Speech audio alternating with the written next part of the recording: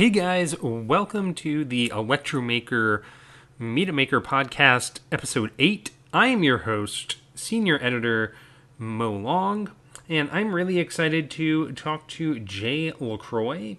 He is a Linux expert, the author of Mastering Ubuntu Server from Pact Publishing. He runs LearnLinux.tv, and you can follow him at Jay the Linux Guy on Twitter, as well as check out his website, jaylacroix.com. You can follow us at electromaker.io on the internet, at electromaker.io on Facebook and Twitter, and electromaker_io on Instagram. And if you want to follow me, you can check me out at Mitchell C. Long on Twitter and Instagram. Thanks as always for listening. We really appreciate it. And we'd also appreciate if you went over to the iTunes Store, Spotify, or wherever you subscribe to podcasts and subscribed to the Media Maker podcast, as well as left us a rating and a review.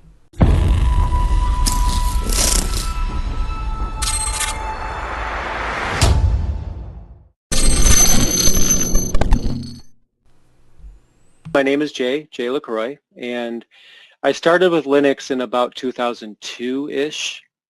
At that time, I was going into my associate's degree, or actually I was enrolled in an associate's degree program that I didn't actually finish, but, I started college, and, at that time I heard about this Linux thing, all the computers at the college were on Windows NT4, and I knew Windows well. That's what I knew. I kept hearing about this Linux thing, and I'm like, well, that's interesting, because I was into operating systems. I'd install various versions of Windows to see what they're like.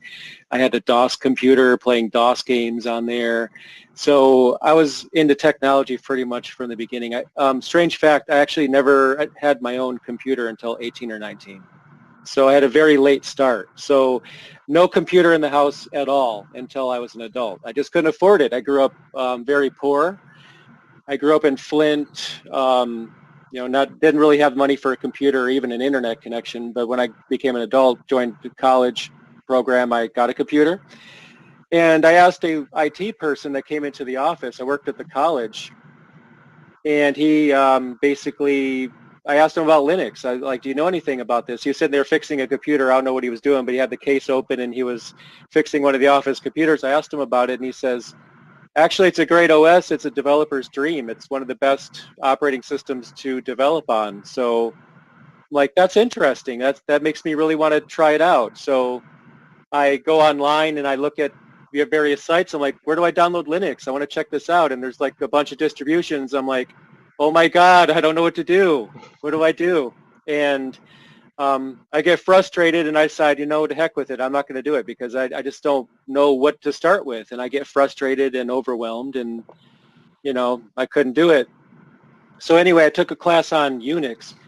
Excuse me. So I take a class on Unix and this guy walks in and he's a teacher and says, I just want to let you guys know I'm doing a pilot Linux class. First ever. If you guys are interested in trying this out, it'll count towards an elective. Let me know. So I signed up for it. And when I took that class, I was instantaneously infatuated with Linux. And from that point on, that was the defining moment that changed everything was that class. So I took this Linux class and, we got our textbooks a couple months before the class started. I went through it cover to cover twice before the first day of the class. I was just all about it. I had a 300 megahertz Pentium 3 computer that was donated to me, and I had it installed and just fell in love with it. And I went through the class, and I never would have thought that I'd be writing books or doing YouTube videos. From there, I got a job as a Windows system administrator. I actually started help desk, Windows support. And then years later, I did the YouTube channel. I started that. I was still technically a Windows administrator. But then after that, I got my first Linux job. And then I was all Linux ever since. And then got the publishing deal with my publisher. And the YouTube channel gained in popularity, which was completely accidental. I was even doing the YouTube channel. I just didn't even intend on doing it, but I'm basically, one of my hobbies is retro gaming. I've always been into that. So before we had RetroPie, I set up a Mythbuntu computer hooked up to my TV that I manually hand-coded the menu entries for all the games, Super Nintendo, PlayStation, Sega, all of it. I hand did everything. I had to show it off on YouTube. I just wanted to get some opinions on it. Check this thing out. Look what I made. It's great. And people ask, okay, how'd you do it? Well, okay, here's how I did it. And then, like, I wonder if people want some Ubuntu videos or command line videos. Maybe I'll do a few of those. And people liked it. And as horrible as the recording quality was back then, it was basically, it would hurt your ears to even listen to it. But people seem to like it. So one thing led to another, and then I'm doing YouTube videos. Oh, that takes me back. Myth Ubuntu. Yeah, that actually was supported, I think, up until, what, 2 years ago, I think, if I'm not mistaken. I think So I just recently they stopped doing that, which is sad, but we didn't have RetroPie back then, so unfortunately that's all I could do. yeah, and RetroPie is just pretty much taken over along with stuff like Recall Box. Yep. It's kind of crazy how many I'm a big options. fan of RetroPie. That's actually my favorite Linux distribution. I mean, I say that jokingly, but it is and it isn't. If people ask what's your favorite Linux distro, they're expecting, what am I using on my laptop? And they're expecting something like Debian or Ubuntu. Overall, RetroPie is my favorite because, it's Linux. It is, and it provides me many hours of fun and enjoyment. So I think it's awesome. And I think it keeps retro games alive. I think it's very important. A lot of people will slap other people on the wrist in comments, you shouldn't do emulation because it's illegal. I don't disagree with that, but at the same time, Nintendo isn't doing a good job. Sony isn't doing a good job. Sega's not doing a good job. Nobody's keeping the stuff alive but the emulation community. So I think it's very important. But my actual favorite distro nowadays is Pop! OS, but that changes every week if people actually want to know what I'm actually using on my laptops. But it's a great project. So let's get back to what you're saying about RetroPie. What are you currently Yeah. running RetroPie on, and what games are you currently playing? So a little bit of background. I have about 21 or 22 physical game consoles in my collection. I raid yard sales, flea markets. I just love the retro games. They have a charm that I feel is lost on newer games. I do love a lot of newer games, but I would say for every one new game I love, there's probably 10 retro games I love. So I emulate pretty much everything in my collection. So if I buy a game, I then download the ROM for it. So one for one. And basically, why I think it's important, a lot of people don't understand the value here. So I'll just, from a collector's perspective, I'll let you know some of the challenges that we face, because a lot of people don't think about that. They'll think, well, just go on eBay and buy it if you want it, which is true. But most of the cartridges have save batteries that only last 10 years. So unless you know how to solder, you're not going to be able to fix that. And even if you can solder, 10 years more down the road, you want to look at your Final Fantasy VI save with all your characters at level 99, guess what? It's gone. All your work is gone because the battery died. It's not a pleasant experience at all.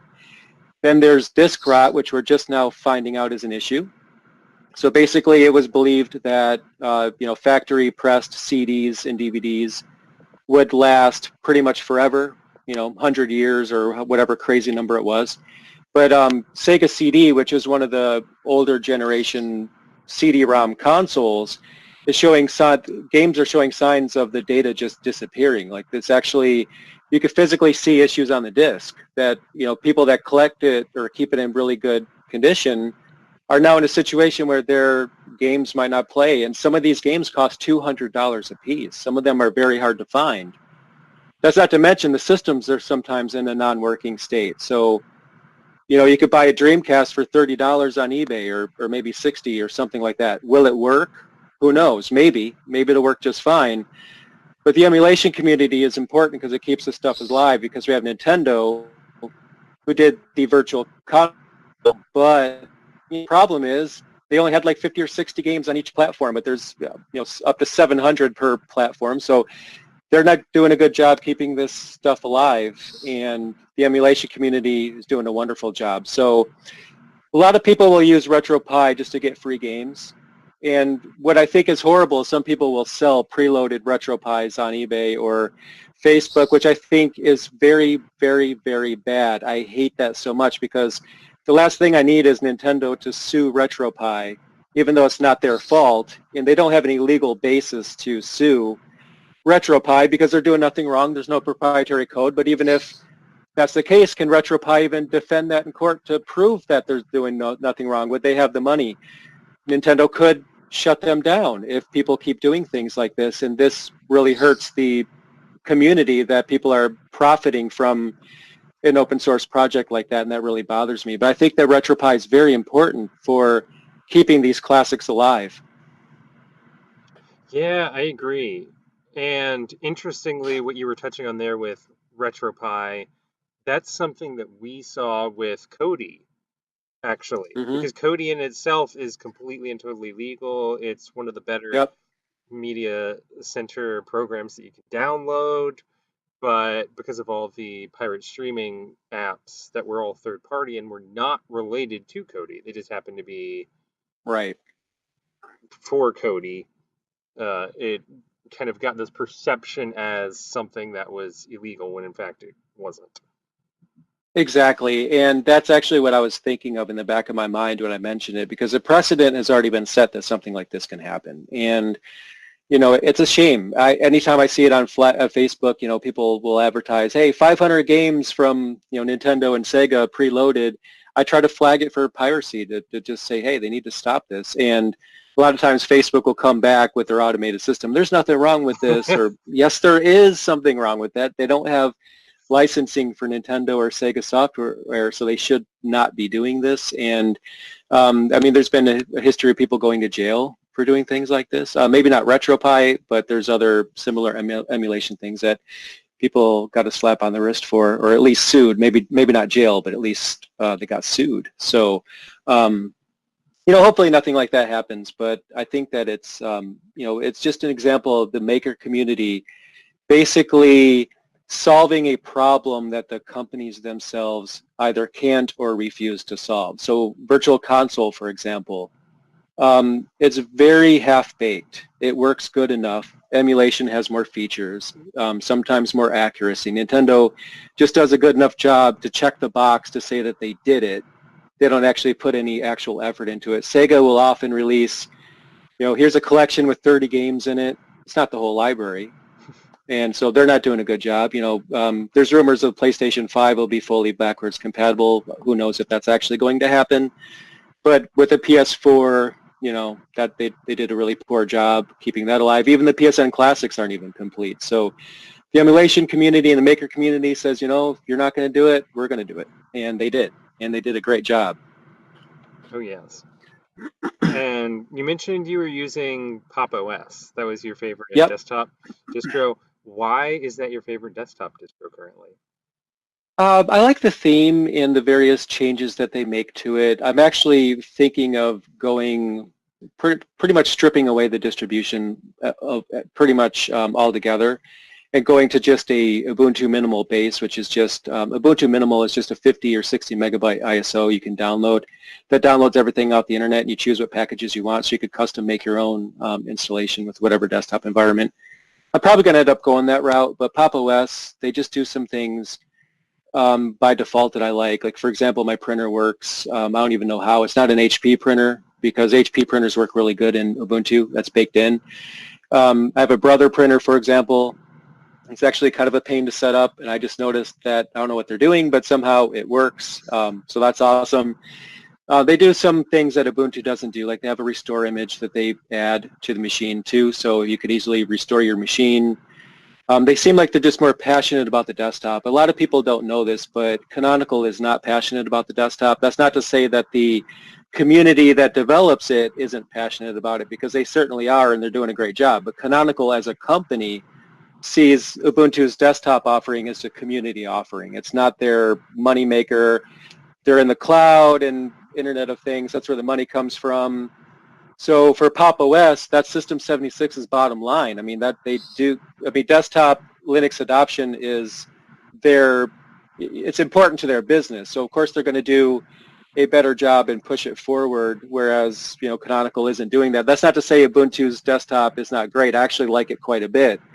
I just think the passion shows in Pop! OS, and there's no one feature in Pop! OS that's the killer feature that sets it apart.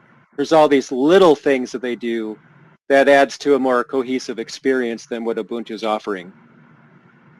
I agree, and Pop! OS is actually my distro of choice when I run my Awesome. laptop. It just simply works out of the box, and I'm not sure how some of these features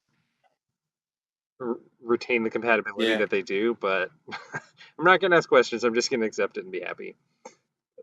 Yeah, I am running into a bug on my Pop! OS where when I switch workspaces, it crashes a lot, but that's an actual Ubuntu bug. It's not anything to do with Pop! OS. And I wouldn't have that problem if I went to 18.10, but because I'm on 18.04 still, that's, the fix is in 18.10. So if you're downloading the latest version, you won't see that, and it probably depends on if you have the same video card as me. But other than that, I mean, even the GNOME crash, whenever it crashes, you never lose work, at least in my case, because GNOME is smart enough to where it can restart the GNOME desktop, but still keep your apps open. So you don't actually lose anything. In fact, it'll put all your apps back on the workspaces that they were on. So you wouldn't even really see it as a crash, but like your screen flashes for a few seconds. You're like, what was that? It looks just like a flicker. And your apps and everything is still open and you still resume working. So even though I say crash, it sounds a lot worse than it actually is because GNOME is smart about those types of things, which is pretty cool. Smarter than Windows. Yeah, but technically a lot of operating systems are smarter than Windows, but that's another story. uh, Yeah. and you mentioned Pop! OS and RetroPie were Mhm. two of your favorite Linux distros. Do you have any least favorite Linux distros?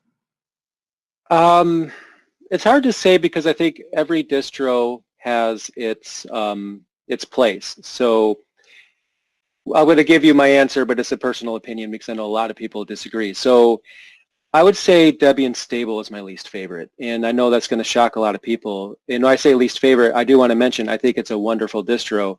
Without Debian, we wouldn't have many of the things that we have today, and the work that they do is extremely important to the industry.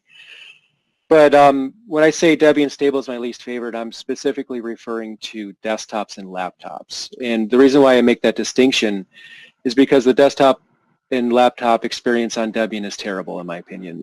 That's not to say intermediate or advanced users just won't have a problem at all. Put that in front of a beginner, for example, they're going to say, well, okay, why does my Wi-Fi card not work? Well, that's not free software and that's not included. You're going to have to install it. Okay, how do I install the Wi-Fi driver if I don't have internet? Well, you get an Ethernet cable and you plug in. Well, my laptop doesn't have an Ethernet cable. What do I do? Okay, here's a USB 3 adapter. You could use this to download the driver, or you could just download it onto a flash drive. Okay, I'll download it onto a flash drive. I can't install it in these three dependencies, so let me put the flash drive back in the other computer, download those dependencies, put it back in the Debian machine. Now those dependencies need dependencies. Eventually you'll end up with the working Wi-Fi connection, and they just don't have a really good desktop experience. And I remember one time I had this is the biggest problem, is if you run Debian Stable on a newer computer, most of the hardware will not work because the kernel is old and doesn't include the drivers you need. So either you backport a kernel that's newer, or you just wait until the next release of Debian Stable and then you download that. Now, some of the smarter people will do like a mixed testing stable release, or they'll backport or use Debian backports. Debian backports isn't always predictable, so maybe you'll have a new kernel on release day of Debian Stable. Maybe you won't. But I just think that, and in addition, the packages are generally 1 to 2 years old all the time. It's the only distribution I can install in a laptop on the very first day of release and go to a website and it'll say your browser is out of date. You should update your browser. You can't because Debian doesn't give you an update. They stick to all the same packages and they never update them for the entire life of Debian Stable other than security updates. So that's why Debian Stable kind of drives me crazy that they have such a terrible desktop experience. Now, again, intermediate or advanced users or enthusiasts, they don't care because they'll happily backport whatever they need or side stories, but the average user is going to have a really tough time with it. Yeah, that was one of the reasons that I didn't enjoy Gentoo all that much Mm, for similar thoughts. I got it installed in a VM just testing it out, but it was a pain. It was a lot of work. I was like, at this point in my yeah, Linux life, I'd rather just have something that kind of works out of the box that right. I can get going with.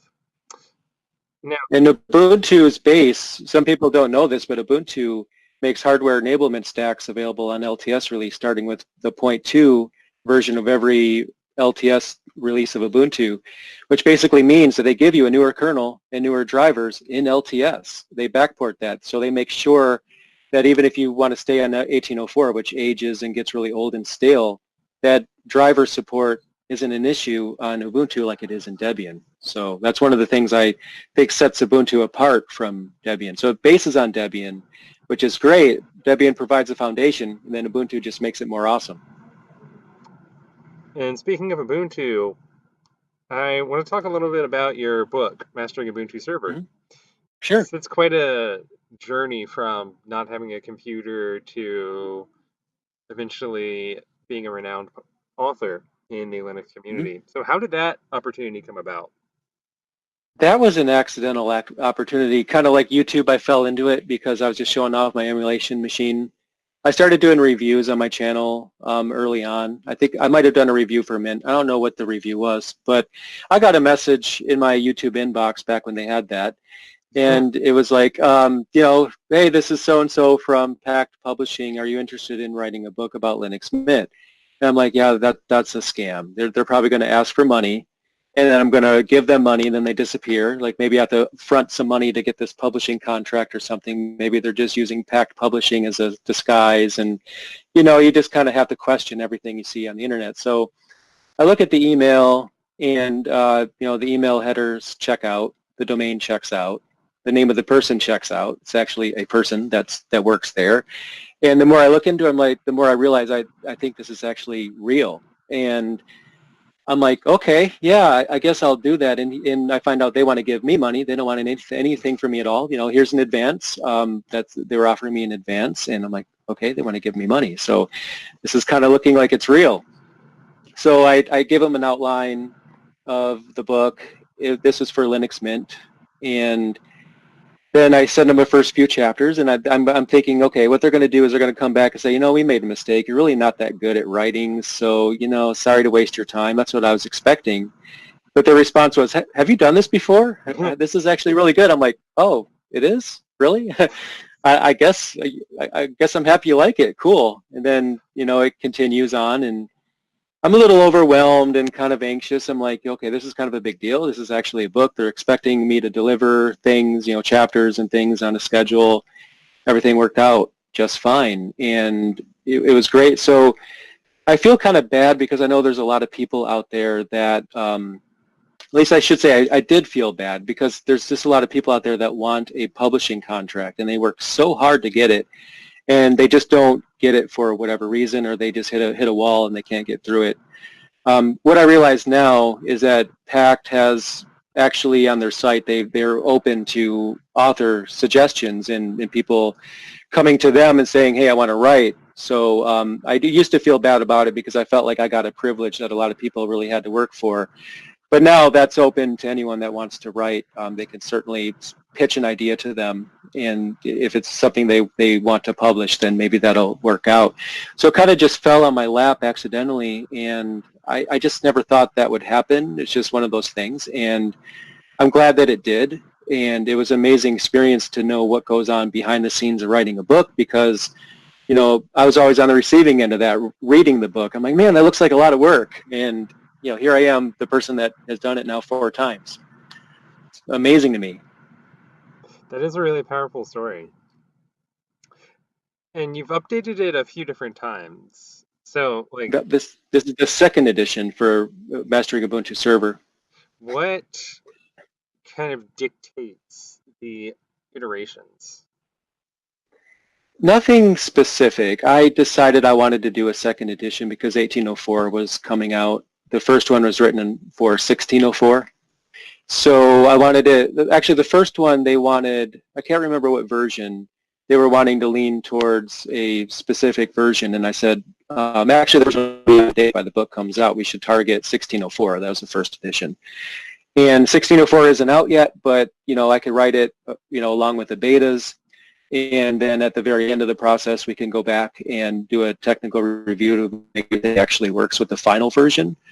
So everything lined up pretty well, but then with the second version, it was pretty much the same story. I'm like, 1804 is coming out, and there actually is quite a few changes in 1804, so I really think we need to update this. And I pitched that idea to them, and I was thinking it was going to be easy to just update it because all I got to do is make sure everything works the same. I add whatever new features are there. Boy, was I wrong.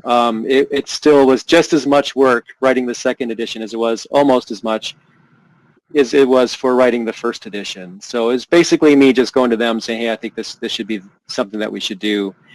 And they just agreed to go along with that. You've touched a little bit on the YouTube channel.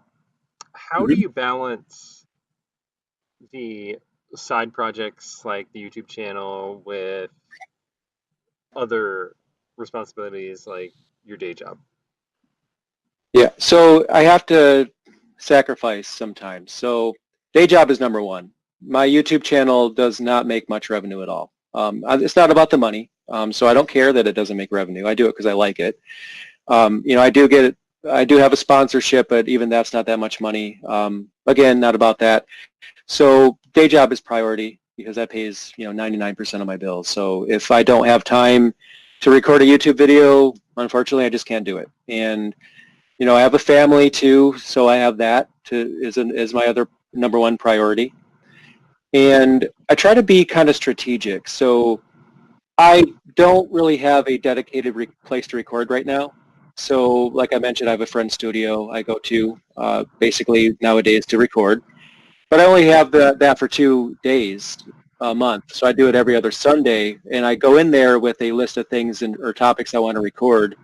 And I have like an agenda. So maybe I'm going to try to record these 8 videos, and I'll be there the whole day. I'll get there at like 6:30 in the morning, 7 o'clock in the morning, and I'll stay until about 4 p.m. in the afternoon. And I'm recording footage the entire time. It's just raw, unedited footage, probably up to 50 gigs of video or something because it's, HD video. And then what I'll do is I'll prioritize, okay, which videos should I do in which order? Then I start editing them, and then I start putting them up on my channel. Like the Python series I'm doing right now, when I put the first video up, I had 21 videos already done that I've done over the course of 2 or 3 sessions in the studio. So I work ahead a lot. So it's not uncommon for me to have a schedule of videos on my channel that are due to be uploaded for a month ahead. And so if I don't have time to do anything, I got a little buffer of almost a whole month or at least a few weeks so I could get other things done. I got to balance karate in there because I do that. There's just a lot to do. I'm not writing a book right now, but if I was, then I probably wouldn't have time to do the YouTube channel. So I'd probably have to take a small hiatus, which means I upload a little less often. I'll still upload, but it might be like once or twice a month rather than every single week or something like that.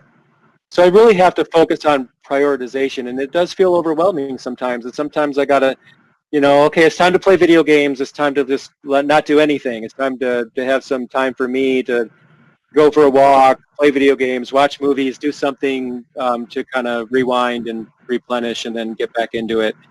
But yeah, that's basically how it works. The editing takes the longest time. Recording's easy, but I should say easy.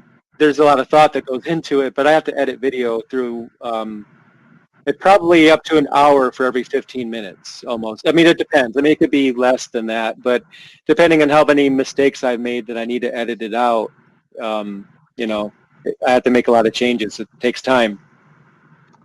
What can we look forward to on LearnLinux.tv and Yep. for your publishing? All right. So for the YouTube channel, I have the Python series that's still ongoing. I mentioned I have 21 videos done. They're still being edited. I have 3 that are coming out today.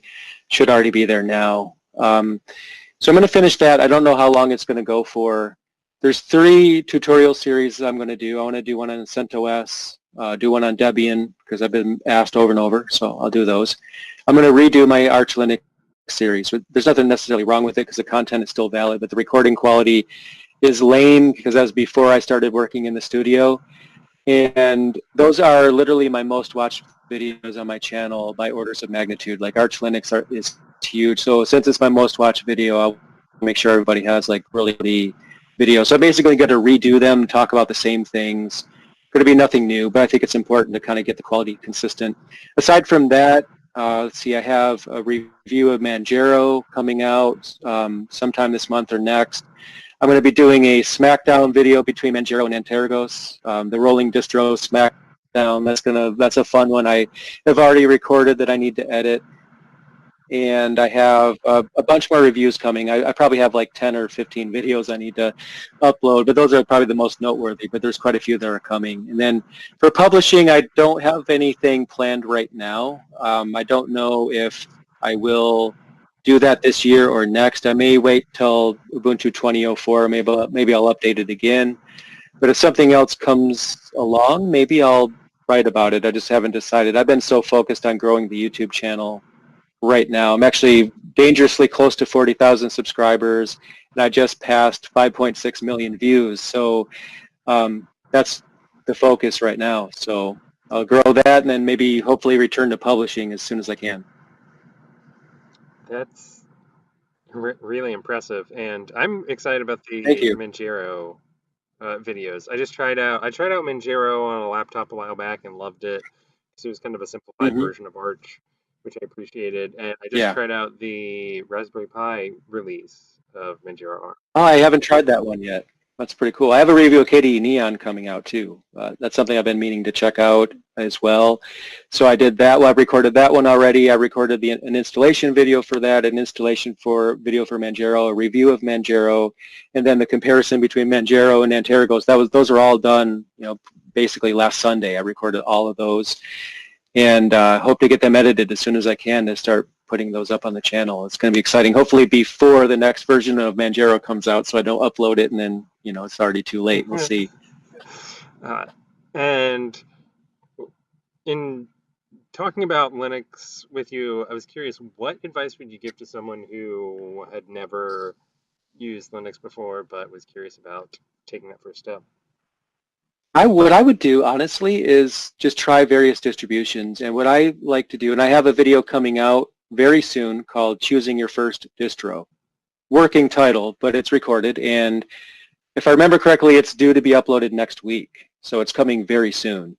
That's a good place to start because it gives you an idea of the distros or some of the very basics. It's intended for people that have really never used it before. I wanted to try to make it a video that would have helped me when I was first starting out. And I'll go over this in the actual video, but I'll mention it right now. One of the best ways to get started is to buy a laptop that has Linux installed already. System 76 and Zarizen are good examples of that, but not everybody can afford a brand new machine though, and those can be kind of pricey because System 76, they don't make entry-level machines. They only make at minimum medium mid-tier at minimum, so you're going to pay for that. They're not more expensive than other vendors like most people think. You're paying for a medium to high range computer, but if you don't have that money, which face it, most of us, we don't have money to just randomly buy a new computer, go on eBay. There's some really good laptops for $150 to $200 used that are business class laptops. So they're built very well, very strong, still fast today. You could put an SSD in them or in more RAM for cheap and still only be $300 to $400 tops. So for example, the Dell Latitude line is really good. The ThinkPad series is really good as well. So just try to get yourself a used ThinkPad or Latitude, preferably without Optimus graphics if you can. That's the only stipulation there. If you could get it with 8 gigs of RAM, that's the best way to go. So you just get a spare machine. They're really cheap, $150 to $200 for one of those previous generation models. Install Linux on it because at that point you have nothing to lose. You're not wiping your main machine. You can wipe that drive as many times as you want. Try a bunch of distros on there. Just have fun. Just don't be overwhelmed by the sheer number of distros. Just try as many as you can and just see what's different about them. It's a low-cost barrier to entry for that. That's phenomenal advice. And I've never actually purchased one, but I know on places like eBay, you can even buy some of those old like business class laptops that still run really well and have Linux like pre-installed on them just by their former owners. Yeah, sometimes the seller will install Linux because maybe they don't have a Windows installer. The thing about eBay, not to knock anybody, but it's very common if you buy a used laptop that you get a counterfeit copy of Windows on there because people don't know that you're supposed to use the product key that's on the machine, and it's perfectly legal to reinstall that version of Windows. And you can do so if you download the ISO or, burn a CD or whatever, DVD, and then install it with that product key. And it's perfectly legal. But what they'll do instead is they'll get a backdoor hacked copy of Windows and load it on there. So a lot of times you'll get a counterfeit version of Windows. But if you want to use Linux, you don't care. So Dell Latitude is great. The 15-inch is like the E6530 is a good one. The E6430 is a good one. For ThinkPad, you could do like a T430 or higher, or T430S, S for slim if you want something lightweight or higher. The non-slim model would be better or easier for installing an SSD. So you could buy a cheap SSD. Make sure it has 8 gigs of RAM. If not, upgrade it to that. Put the SSD in there, and you'll be surprised. It should run just as fast as a brand new machine for, not that much money. It's very cost effective. Yep, like $300-400. That's, yeah, you probably like it more than your current machine. Oh, yes. I think those were all the questions I had, but is there anything I didn't ask you about that you want to talk about? I can't think of anything. The only thing I'll mention is, on my YouTube channel or in forums, and I talked about this in one of my upcoming videos, is try to help each other out, because, the thing is, if you have knowledge or learn something, share it. Don't keep it to yourself. Go on a forum, volunteer your time. You're downloading Linux for free. Not everybody has money to donate back to the distribution, but you can donate your time. You can answer questions in the forums. That's always really good. And even if you don't have time to do that, if you do download a Linux distro, always use BitTorrent if you can, because it doesn't saturate the hosting bill for that distribution. And if you use BitTorrent, one way you can give back is leave it seeding for a couple of hours after you're done downloading it, because you're donating your bandwidth back to the project. So those are some great ways of giving back, and I think it's important to have that mindset of giving back, because, yeah, we're getting it for free and it's easy to take it for granted, but it's not free for these servers that make this available. The developers' time, they're volunteering, they deserve something. So even if you can't donate money, that's a way to do it. And another thing about helping out is in the forums, just try to be helpful, kind, and courteous. You're going to always get some people there that are read the freaking manual people that, are very rude. I had a person comment on my channel, and I did a Q&A video that'll be uploaded very soon. And that person commented that sometimes some Linux communities can be kind of user hostile. And unfortunately, I have to agree. So set the example and be kind to each other, share the knowledge, because knowledge you pass along to others is eternal. And that's important to remember. That was excellent advice. And actually, one thing I like to do, I'm glad you mentioned the torrenting part, is I like to have just like a little single board computer running like a dedicated seed box, where if I download a distro, I just leave it seeding for an extended period of time to try to Yep. use those resources and help out that distro. And if you have a metered connection, just be careful how much you're actually downloading or seeding, because you could basically saturate your entire month's allowance for bandwidth. But assuming you don't have a metered connection, just keep it running, or a bandwidth capped connection. Just keep it running as much as you can. It really helps. And I think that if everybody, or not everybody, but if more people, or the majority if given an option of a direct download or downloading a torrent, opted for the torrent instead, these distributions would all see a massive decline in their costs for their servers. And that's important to remember. That alone could basically help them immensely. Absolutely. Hey guys, thank you so much for listening.